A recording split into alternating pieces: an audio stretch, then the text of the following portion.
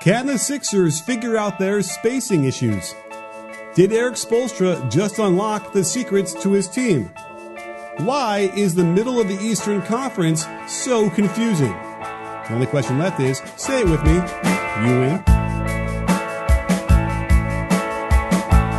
Hey, sports fans, Coach Nick here, and welcome to the B-Ball Breakdown podcast. Today, as always, I'm joined by Jared Weiss of The Athletic. He covers the Celtics and the NBA for them, and is going to talk about the NBA with us tonight. So, Jared, how's it going tonight? Always going well, especially after Christmas, where I can barely keep my eyes open. Yes, I'm doing Chinese food tonight, the day after. I'm really in a kind of class here. See, I did it the night before. I try to get it out of the way before the rush starts. But you know what? I went to Chinatown in downtown Boston on Christmas Eve.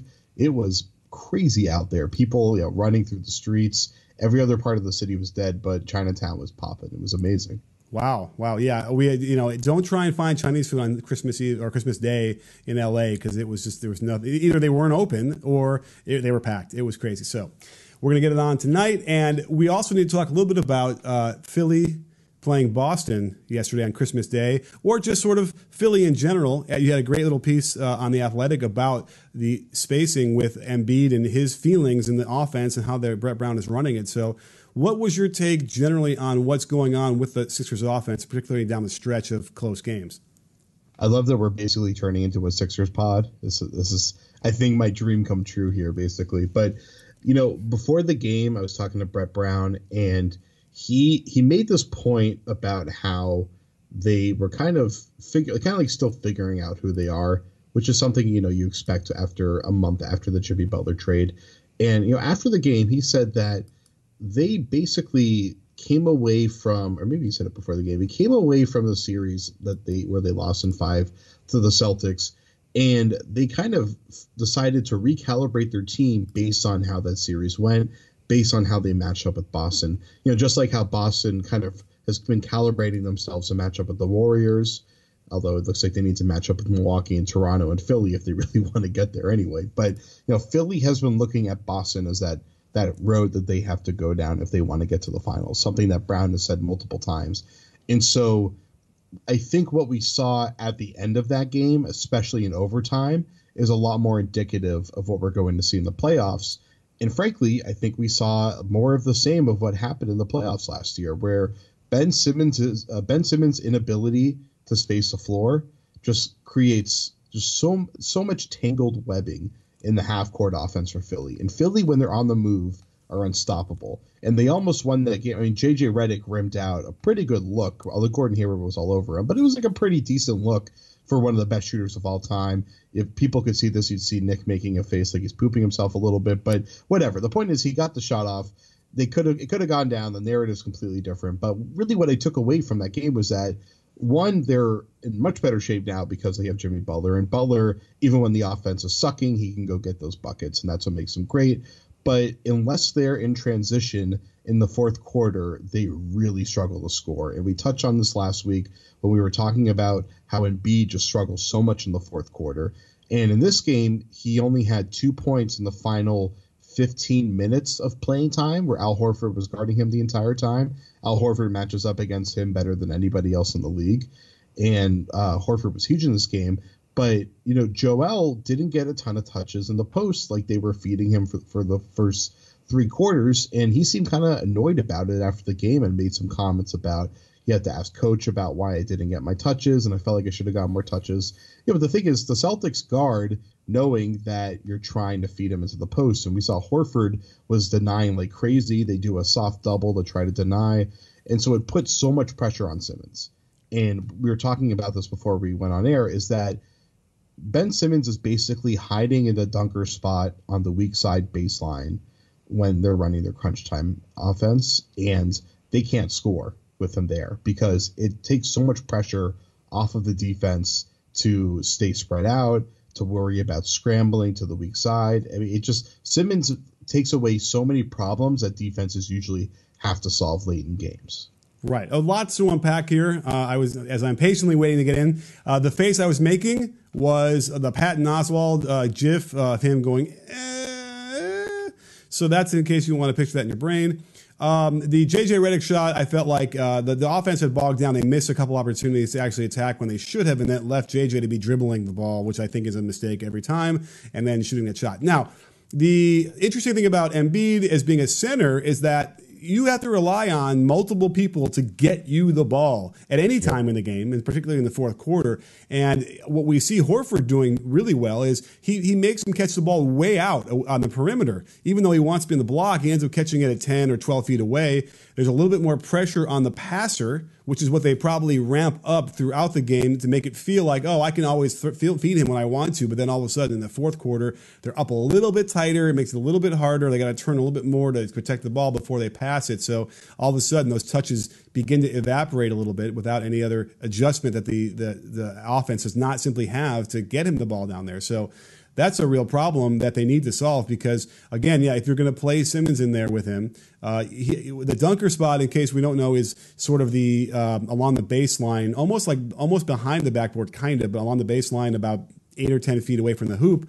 Or maybe 4 feet out of the lane. So what is that now, 12 feet? So anyway, the point being that his man can now gum up the works and be in the lane and sort of be close enough to guard Simmons, but also, stop any cutters. And when we saw is when Embiid turns into the lane to drive and maybe look for a kick out from there, all of a sudden he's going into a wall of teammates where there's just no spacing because they're all on the weak side trying to space out, but with Simmons there too, just makes it a mess.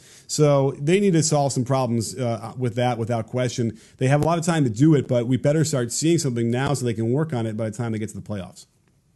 Yeah, there was this one possession that really interested me that kind of illustrated that problem was that, forget exactly which one it was late in the game. I think it was the one where Butler missed that contested fadeaway against Tatum. But so they ran high pick and roll with him and Embiid. The Celtics are in drop coverage when they're doing that. So Horford's sinking in. Horford is actually doing an aggressive drop. So they're almost trapping, but he's sitting a little bit below the screen. So when you do that, that means another defender has to roll crash into the lane to pick up Embiid on the roll so Embiid doesn't get a free roll, and then you pass over the top. Now, most of the time, that defender is guarding someone in the weak side corner, and so basically your risk there is that they're able to skip past it to the corner or throw it to the roll man who then throws it to the corner and you get a wide open shot. But the numbers game works in the defense's favor because Simmons, instead of being out there in the corner, is sitting in that dunker spot. So Marcus Morris, I think, was on Simmons at the time. He literally just took one step over towards the lane where Embiid was going to roll, and Embiid just stopped rolling, and then he just took another step back towards Simmons, and the defense reset, and all of a sudden the play was dead, and I think Butler ended up just going into isolation and missed a shot over Tatum in crunch time. And so that was a really good illustration of how just the math game gets completely screwed up for the offense when you have Simmons down there, because he's really in a position where he can't really do much offensively because he's on the strong side of the ball. So even if you're dumping it down to him in the dunker spot, he has a contested post-up against the baseline where he's basically trapped against the baseline. There's not really much for him to do, and he's basically just standing in the way of the four-man offense at that point. And so it kind of begs the question of why isn't he operating out of the high post, out on the elbows a little bit more in these sets? Is it, you probably would know this better than I just because of your coaching experience, can you run high pick and roll with another guy kind of standing there on the near elbow? Well, you get into that Spain pick and roll where you have him actually doing something like setting a back screen somewhere, but otherwise, he's in the way, or he can be in the way. So I think what they would be better off doing, and they do it, is all that pistol action where they can set a pin down for Simmons and then do a handoff to him. So he's getting almost a double screen in a row. He's catching the ball on the run and he can turn downhill and get going. It's what they do with Giannis all the time for another non-shooter. And the only problem we have with that kind of action is that it kind of disappears in the fourth quarter of crunch time a lot of games. For whatever reason, players just get a little bit tighter. They want to sort of isolate more. They want to eliminate action when, in fact, they need for a guy like that a lot more of that kind of stuff. Maybe pinch post action where they throw the ball to Simmons at the elbow and then they cut off of him. You follow your pass to cut off. He could fake it to you, a turn, do all that kind of stuff. Once they get him moving like that and making catches on the run for him, he should become as effective as he can possibly be. But the second you bury him in the corner or on the dunker spot on the weak side, his man is going to be able to do a lot of damage to the offense, just gumming up all the works. And no amount of shooters will help that spacing. And we're going to be in the same spot we were last year in the playoffs with these guys. And it was the same result in 5 games. And the funny thing is, it goes back to what we were saying with Embiid, where Embiid wasn't in position a lot of the time to score on the block because he was spacing the floor so much in those late game situations where they were using him in pick and pop. I think he was spacing to the corner on a few of those plays, so he wasn't really in shooting position most of the time. And Joe doesn't really shoot from the corner very often. It's not really his shot. To his credit, he actually shot pretty well from 3 in this game. I think it was Tim Bontemps of ESPN had an article where Embiid about a week or so ago was saying, I'm done shooting from the outside. I just want to take it in the post. And then, of course, the last few games, he's been shooting it pretty well from the outside. So I guess opposite day is working pretty well for him. Whatever he's doing, keep going because he's playing really well. But, I still think the fatigue is a factor, and that's what we talked about on last week's pod. But the way that Embiid is kind of forced to operate in areas that he's not completely comfortable. And he has the talent to still be able to pull it off. He has the talent that he's the kind of guy that can catch the ball on like a short roll and he can put it on the floor and make something happen. But with Simmons down there, he's basically dribbling into a trap. And I think if Simmons wasn't in the way, they could still do a lot of the short roll stuff that he's trying to do or attacking closeouts and stuff like that. But he and Simmons still need to figure out a way that they can really play off of each other. As far as like pistol stuff, I think with about 2 minutes left or so where Philly was still up, they ran one of those plays where Butler, I think, was coming down in transition and he and Simmons worked kind of some give and go action out in the pinch post area. So, that works and they're great when they're in transition. But right now, Simmons is still trying to figure out how to be useful in the half court in crunch time. And until they figure that out, their ceiling stays lower than the other 3 teams at the top, or I guess 4 teams at the top of the East. Well, let's move on to talking about the Miami Heat because they're all of a sudden an interesting team that I don't even recognize them. I'm watching them tonight, and they're just hammering the Raptors through the first 2.5 quarters. And it's been a revelation to see without Dragic, they didn't really have a point guard. I had seen them in LA a few weeks ago, and the offense, worked okay. But all of a sudden, Justise Winslow is playing point guard for them. And he looks like a different player to me. He looks like sort of slimmed down and more of like a guard than he did before. He was kind of bigger maybe in years past, but he also is bringing the ball up and scanning the floor so well as almost a traditional point guard. He almost looks just like that at a bigger frame. And I think that Eric Spoelstra might have stumbled upon something here. Count on Spo. Once they get past game 30 of the season, Miami's always like a top 10 team. It's incredible. He always figures it out with these guys. And, Dragic is out with knee surgery. He's going to be out for a couple months. And they don't have a backup point guard really to put in there. And what's so exciting about it is that they're kind of playing one of those lineups of the future that we've been seeing where it's 4 wings out there with a big. And it's really fascinating because I didn't think Winslow, when I heard that they were doing this with Winslow, I was like, Justise Winslow, of all people, I figured Josh Richardson maybe would be the guy to do it. But Winslow he's a good fit for it because he kind of runs point in a similar way to Simmons, actually. He's not nearly the passer and not quite the ball handler that Simmons is, but he, in a lot of ways, build-wise, his ability to finish, pretty similar. And he actually, not only is he a pretty solid pull-up guy from mid-range, but lately he has been absolutely on fire shooting from 3. He's been shooting over 40% from 3 for a while now, both on spot-up and even some pull-up shots. But what I really like about what he's doing is he's a very, very patient attacker. He's using his body to protect the ball very well. He's not trying to attack the lane too hard. They're kind of working different angles on their pick and rolls or doing some rescreening stuff. And he's just kind of moraying his way into the paint, and eventually he's getting good dribble penetration and making the right pass. And he's not doing anything really spectacular, but he's doing just enough that the offense keeps flowing. And then when they have Richardson, Tyler Johnson out there, who am I forgetting? Johnson, who can move the ball as well. And then, of course, Olynyk, their offense flows so nicely. So they're not feeling the loss of Dragic nearly as much, but I'm sure they're going to start to feel a little bit more when they just need a consistent late game score, which is something I think Dragic has always been pretty good with. And they don't have anybody on the roster right now that's healthy that can get you like 3 buckets in a row. Sure. And they've won 5 in a row. And wouldn't you know it, the Raptors have stormed back and tied it at 93. Now they're actually down by 4 again. So the Heat are in pretty good position here at home on national TV to beat the Raptors. So we'll see how that works, which would be a huge feather in their cap as a 6th win in a row and, getting them back into the playoff hunt. So it's really impressive what they're doing there. Also, with the offense, they also, listen, everybody runs pistol. Everyone runs some version of, pitch it ahead, follow your pass around, and then set an inside ball screen or pin down, dribble handoff, that kind of stuff. So in reality, a lot of the time for their offense, you just need somebody to dribble the ball up across half court and get the offense started, which is sort of like what the point guard used to do anyway. That was the thing. And now out of that, they're getting a lot of good action with Tyler Johnson and with Richardson. So that's almost like, by necessity, they needed him, and he can kind of certainly do that. And then all of a sudden, though, we're seeing a little bit more. He's not turning his back while he's handling the ball. He's able to keep square to the basket and see the floor. And make the good pass he needs to make. And then all of a sudden, if you play him in that position, you have a really good, switchy, athletic units you can throw out there from Spoelstra that make it really difficult. So I'm really, really intrigued by this Heat team. I don't know what that means, but I'm intrigued. What does it mean, Jared?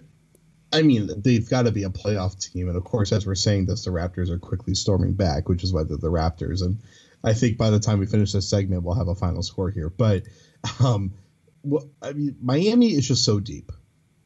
They have 9 good rotation players, depending on your thoughts on Dwayne Wade right now. But, they bring in a second unit where they have Richardson out there to carry on the first unit. And then it's Wade for some creativity, Johnson and Adebayo, who are, kind of 2 of the best hard-nosed hustle players at interior and perimeter, and then Olynyk, who's kind of like that really good glue guy that can shoot from anywhere. So they're able to have so much balance in their lineups throughout the game that they usually don't have many drop-off points, and that's what makes them so interesting and so unique, and of course why they're going to lose in the first round if they do make the playoffs, besides the fact that their jerseys are probably the best jerseys in NBA history. I'll go on a limb with that one. But this team, if Winslow stays hot, 1, he's kind of a borderline all-star if that happens. But 2, with the way that Richardson has grown and the fact that Whiteside seems to be pretty engaged right now, it seems like they've kind of turned a corner.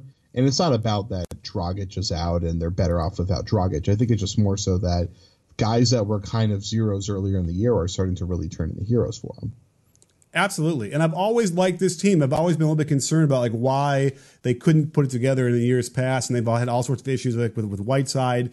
And I will say this, and one thing that struck me about watching them play in this game tonight was they were smiling. They looked like they were having fun. I mean, at that point they were hammering them, so I get it. And now it's a tie game with 1:19 to go. But either way, there seems to be a different energy going on there, which usually leads to good stuff. And all of a sudden you have guys, playing above themselves when you wouldn't have normally done. And certainly, that's something that Spoelstra would be able to do. So I'm really intrigued. The Eastern Conference is a very strange beast this year, right? It's sort of like it's probably almost as confusing as the Western Conference. And you have a lot of teams that are going to be bunched up there. As it is now, I mean, between, let's say the Celtics won't count them, but between Charlotte and the Magic, you got a bunch. They got 1, 2, 3, 4, 5. You got 5 teams all bunched up within a couple games of each other, and that's going to be an interesting race for that last for the bottom 6th through 8th playoff spots in the East. Which is funny because Charlotte's net rating is so much better than what their actual record is. Miami, I feel like, has always been kind of underachieving, or I guess overachieving relative to their record. Their net rating, I think, has always been high for a team with that kind of a record. And then Orlando, I don't know how they have all these wins, but they seem to. I feel like did they still win against Boston earlier this year, but they've stolen a lot of surprise wins. But Miami is coming into their stride. I'm pretty confident that they're going to be the one that comes through here. They're just such a complete team, which is something that Charlotte doesn't have. I mean, Charlotte was really riding Kemba Walker being scorching hot so far this year. Orlando, I mean, Orlando kind of seems like a poor man's Miami, or they have been for a while, which I'm talking as much about the city as I am about the team itself. But right. I mean, Miami they have a nice offensive system where they somehow manage to have spacing, even though they probably shouldn't, mostly because they're in small lineups most of the time. And they've drafted so well that every single year they keep adding like 2 good rotation players. That's what's so remarkable about it. I mean, look at how good Adebayo is for them now.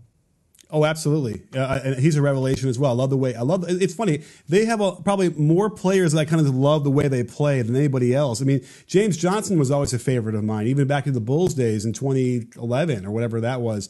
And a guy who's just never been able to quite put it all together. And, you see these images or these brief glimpses into like some really terrific stuff. And, and then he'll fall off again, and we'll get playing time, this and that, whatever. As Wade hits I believe he hit a 3 to go up by 1 now with a minute to go with this game. So 2006 all over again. Yeah, exactly. So and then there goes Kawhi hitting another bucket to go up by 1. So this is a back and forth game, maybe worth even a breakdown if I'm so crazy enough to do next tomorrow. So. But at any rate, so keep your eye on Miami, everybody, because, again, they could cause some problems, and Dwayne Wade is one of the closers that can still do it a little bit every once in a while. It's pretty impressive. In L.A., I saw him have a throwback first half, and then there's Justise Winslow taking the ball off of his pick and roll and scoring it right at the basket with a right hand, which is a rarity for him. So anyway, well, this is great stuff. Keep your eye on all that hold on, we just talked about. I'm not letting us get out of here without a question. By the way, I want to keep this going until this game is over because right. It's pretty rare to get to do live play-by-play on a podcast. And right. I'm sure okay. Well, now you know there's going to be a timeout. But freaking Danny Green just nailed another 3 to go up by 2. Let's see here. I'll tell you what this was. There's a pick and roll, and then they hit Serge on the short roll, and then they left Danny Green wide open. In fact, it's sort of guess who did it? It was James Johnson lost his man, got lost on that bump. And gave Danny Green a wide open 3 to give him up by 2. So that's a tough one. That play illustrates the theory issue that we were talking about with the Sixers. Is that the Sixers don't have those two shooters in the corner where you can pick out whichever one has the help sink in from to hit it. And look at how easy it is for the Raptors to get crunch time buckets. But why isn't Korkmaz and Redick those 2 players they need? Well, I think Shamet would be the guy just because he's been more reliable. Okay. Korkmaz, it's funny. I was waiting to tweet what a forking shot the entire game, and he didn't actually hit one until like the 4th quarter. But and I like him, and maybe he'll be good in a couple of years. But right now, Shamet seems to be a more reliable shooter, and it's insane to take off Ben Simmons, an all-star player who is getting pretty close to being a superstar, but. I mean, there's just going to be some defensive matchups where they have to do it. But to keep this Heat segment going, when they cut down to 8.5 men in the rotation for the playoffs, if they make the playoffs, what would be your rotation? Wait, are we talking about Miami? Miami. Yeah. Okay. It's a great question. Well, obviously, here's the question: does that mean Dragic is healthy and playing or not? Let's assume Dragic is healthy. Okay, so he's starting, right? Because he's just going to be the guy starting. And let's see here. Other than that, we have the other starters who are going to be Josh Richardson alongside him. And then Winslow would be your point forward then, which would be interesting because he's got a lot of experience now. He will by then have a lot of experience actually running the show in that almost that Scottie Pippen role. So then you have Hassan Whiteside playing, Dwayne Wade coming off the bench. And let's see, did I get all the starters there? I guess you have a decision between like Tyler Johnson and Rodney McGruder. It looks like McGruder is the guy who's been starting. So then you have Tyler Johnson, Dwayne Wade, and Bam Adebayo coming off the bench, and then Olynyk could be like the 9th guy, right? Yeah. Well, but Johnson's been starting, and McGruder has started the entire year. So I guess I'm just thinking, Dragic will take one of those spots, right? Yeah. So. Oh, wow. Dwayne Wade misses the reverse putback, and the Raptors pull it off. That was a hell of a game there. But so. They love McGruder. They love having him in that starting lineup. So it makes me think, I wonder if Winslow will go back to the bench in that core rotation, even though, I think he's playing too well that you want him to play 38 minutes in the playoffs, so you just don't want him coming off the bench, unless they're going to have him come off the bench and then pretty much play the entire game without resting, really.